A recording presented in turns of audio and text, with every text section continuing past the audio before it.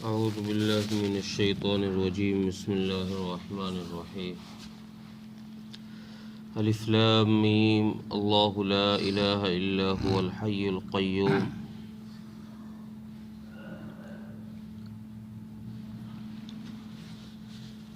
یہ سورہ آل عمران ہے، یہ مدنی سورت ہے۔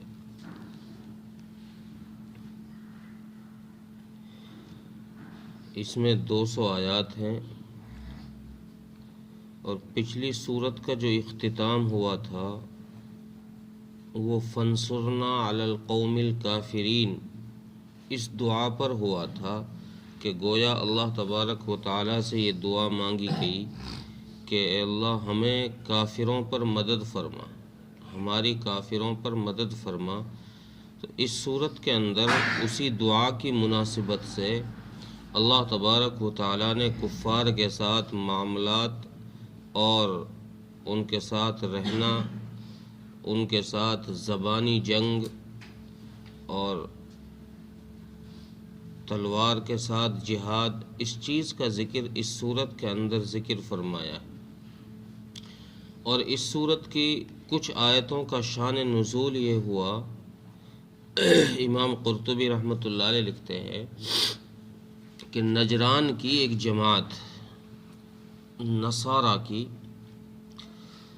اس میں تقریباً 60 آدمی اس جماعت کے اندر تھے۔ اس جماعت کا سردار جس کا نام عاقب تھا، یہ مدینہ منورہ پہنچے،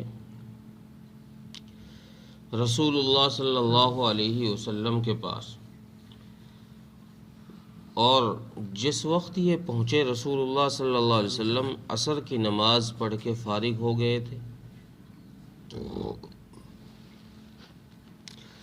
یہ لوگ جب مسجد میں پہنچے تو ان کی نماز کا وقت بھی ہو چکا تھا، چونکہ یہ لوگ حضرت عیسیٰ علیہ السلام کی بات کو ماننے والے تھے۔ انہوں نے بھی رسول اللہ سے اجازت لے کر مسجد نبوی میں اپنی نماز ادا کی، اور بجائے مغرب کی طرف منہ کر کے مشرق کی طرف انہوں نے منہ کر کے نماز پڑھی، چونکہ ان کا قبلہ مشرق ہی تھا۔ جب یہ نماز سے فارغ ہو گئے تو رسول اللہ صلی اللہ علیہ وسلم نے ان کو اسلام کی دعوت دی،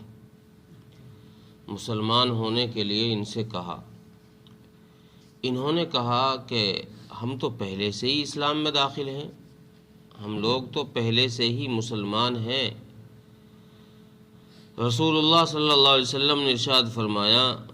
کیا یہ چیز تم کو اسلام سے نہیں روکتی کہ تم لوگوں نے حضرت عیسیٰ علیہ السلام کو اللہ کا بیٹا قرار دے دیا ہے، اور تم لوگوں نے صلیب کی پوجا شروع کر دی ہے، اور اسی طریقے سے تم لوگوں نے خنزیر کو حلال سمجھا ہے، کیا یہ چیز تمہیں اسلام سے نہیں روکتی؟ حالانکہ اللہ تبارک و تعالیٰ کی ذات وہ ذات ہے جو حی ہے اور قیوم ہے، جو زندہ ہے اور سب کو تھامے ہوئے ہے، اس کو تھامنے والا کوئی نہیں ہے۔ وہ ایسی ذات ہے جو ہمیشہ سے ہے اور ہمیشہ ہی رہے گی، اس پر کوئی زوال نہیں، کوئی موت نہیں۔ جب اس پر کسی قسم کا زوال نہیں ہے، اس پر کسی قسم کی موت نہیں ہے، تو پھر اگر کوئی اس کا بیٹا ہوتا تو اس پر بھی موت نہیں ہونی چاہیے تھی۔ جو صفت باپ میں ہو وہی بیٹے میں ہونی چاہیے۔ لیکن حضرت عیسیٰ علیہ السلام وفات پائیں گے، ان کا انتقال ہوگا۔ انہوں نے کہا جی بات تو یہی ہے، حضرت عیسیٰ علیہ السلام تو وفات پائیں گے۔ اور پھر آپ صلی اللہ علیہ وسلم نے اور سمجھانے کے لیے، مزید بات کو سمجھانے کے لیے ارشاد فرمایا کہ دیکھو، حضرت عیسیٰ علیہ السلام حضرت مریم کے پیٹ میں اسی طرح سے 9 مہینے کا حمل ان کے پیٹ میں قرار پایا ہے، اور پیٹ میں پلا بڑا ہے، جس طرح عام بچوں کا جسم ماں کے پیٹ میں پلتا اور بڑھتا ہے۔ اسی طریقے سے حضرت عیسیٰ علیہ الصلاۃ والسلام کی پیدائش ہوئی ہے جیسے عام بچوں کی پیدائش ہوتی ہے، اور پھر اسی طریقے سے حضرت عیسیٰ علیہ الصلاۃ والسلام کی پیدائش کے بعد ان کی نشو و نما ہوئی ہے، یعنی ماں کا دودھ پلا کر پھر کچھ بڑا ہو جائے تو بچہ پھر کچھ اور چیزیں کھا پی کر جس طریقے سے عام بچوں کی پرورش ہوتی ہے وہی طریقہ حضرت عیسیٰ علیہ السلام کی پرورش کا بھی ہے۔ تو پھر یہ عیسیٰ علیہ الصلاۃ والسلام اللہ کے بیٹے کیسے قرار پا گئے کہ یہ چیز تم کو اسلام سے نہیں روکتی؟ انہوں نے کہا جی بات تو بالکل آپ کی صحیح ہے۔ پھر آپ صلی اللہ علیہ وسلم نے ارشاد فرمایا کہ ہمارا رب وہ ہے جو کسی کا محتاج ہی نہیں ہے اور ساری چیزیں ساری کائنات اس کی محتاج ہے۔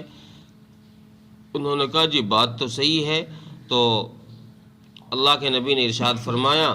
کہ حضرت عیسیٰ علیہ الصلاۃ والسلام کے اندر یہ صفت ہے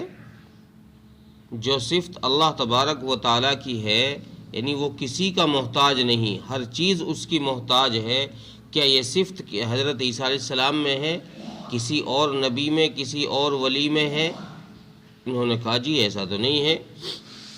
ان کو تو حاجت پڑتی ہے، وہ تو کھاتے پیتے ہیں، پاخانہ پیشاب کرتے ہیں، ساری چیزیں ساری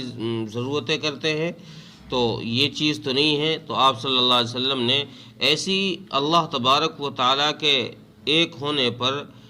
کئی ساری مثالیں ان لوگوں کے سامنے پیش کی جس سے وہ لوگ لاجواب ہو گئے، اور اللہ تبارک و تعالیٰ نے سورہ آل عمران کی تقریباً 80 آیتیں نازل فرمائیں، اور جس میں اس کا جواب دیا گیا۔ ان میں سے شروع کی یہ آیات جو ہے، شروع کی 5 آیات میں کفار کا اللہ تبارک و تعالیٰ نے کچھ آیتوں میں ان کے کچھ شبہات جو تھے، شکوک جو تھے، ان کو دور کیا ہے، اور شروع کی 2 آیتوں میں ایک اللہ تبارک و تعالیٰ نے عقلی دلیل دی ہے اپنے ایک ہونے پر، اور ایک نقلی دلیل دی ہے اپنے ایک ہونے پر کہ میری ذات ایک ہی ہے۔ یہ عقل سے بھی آتی ہے سمجھ میں اور نقل سے بھی سمجھ میں آتی ہے۔ پہلی آیت میں جو دلیل دی کہ اللہ تبارک و تعالیٰ نے، جو عقلی دلیل ہے وہ یہ اللہ تبارک و تعالیٰ نے دی کہ اللہ کی صفت میں، صفات میں سے یہ ایک صفت ہے کہ اللہ حی ہے، ہمیشہ سے ہے اور ہمیشہ رہے گا، اس پر کسی قسم کا کوئی زوال نہیں، اور القیوم ہے، یعنی سب کو تھامے ہوئے ہے، کوئی چیز اس کی قبضہ قدرت سے باہر نہیں ہے، ساری چیز اس کے احاطے میں ہے، وہ ہر قسم کے ضرورت سے، ہر قسم کی احتیاج سے پاک ہے، اور باقی اس کے علاوہ جو اس کی مخلوقات میں ہے وہ سب کسی نہ کسی درجے میں اس کی محتاج ہے۔ ہر طریقے سے ہر مخلوق کسی نہ کسی چیز میں اس کی محتاج ہے، ہر چیز اسی کے حکم سے اس دنیا میں وجود پائی ہے، اور اسی کے حکم سے ہر چیز کو ایک نہ ایک دن مٹ جانا ہے۔ جب تک اللہ تبارک و تعالیٰ کی منشا ہے اس دنیا کا نظام، یہ زمین و آسمان کا نظام، چاند سورج کا نظام، یہ چلتا رہے گا، اور جس دن اللہ تبارک و تعالیٰ کی منشا نہیں ہوئی تو اللہ تبارک و تعالیٰ اس نظام کائنات کو ختم فرما کر معاملہ ختم کر دیں۔ تو اللہ تبارک و تعالیٰ نے عقلی دلیل یہ دی کہ ایسی ذات ڈھونڈو جس ذات کا وجود ہمیشہ سے ہو اور وہ ذات ہمیشہ رہنے والی ہو، کسی قسم کا زوال نہ ہو، وہ ذات تلاش کرو، وہی ذات عبادت کے لائق ہے۔ چونکہ اس کائنات میں جب کچھ نہیں تھا، جب پہلا انسان وجود پایا تھا،